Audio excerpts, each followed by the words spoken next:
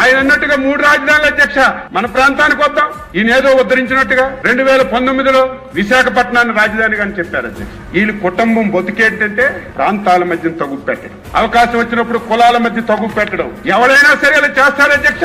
ఒక పదవి గురించి, రాజకీయం గురించి, కులాల మధ్యన, ప్రాంతాల మధ్యన ఎవరైనా సరే ఇటువంటి తగ్గు పెడతారా?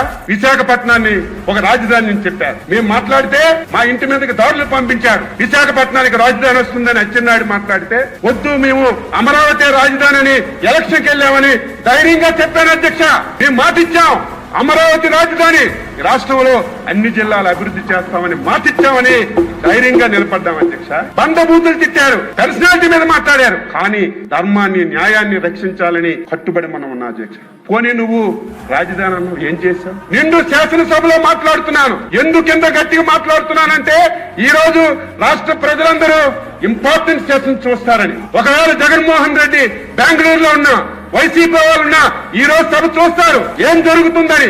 ఈ రోజు రావాలి కదా అధ్యక్ష, ఈవేళ రావాలా లేదా? బయట బ్రోకర్లతో మాట్లాడిస్తాడు. మాకేమీ ఇబ్బంది లేదు, మాకేమీ సమస్య లేదు, మేము రాజధానికి వ్యతిరేకంగా ఉన్నామా, ఎందుకు మళ్ళీ మీరు తీర్మానం చేయాలని బయట బ్రోకర్లతో మాట్లాడి ఆయన అంటాడు శాసనసభ పెట్టుకుంటున్నారు, శాసన మండలి ఎందుకు పెట్టడం లేదంట. బుద్ధి జ్ఞానం ఉందా? మీకు నాలెడ్జ్ ఉందా? తీర్మానం అంటే శాసనసభలో చేస్తారు, శాసన మండలిలో చేయరు. కానీ శాసన మండలి ఎందుకు పెట్టమంటున్నాడు?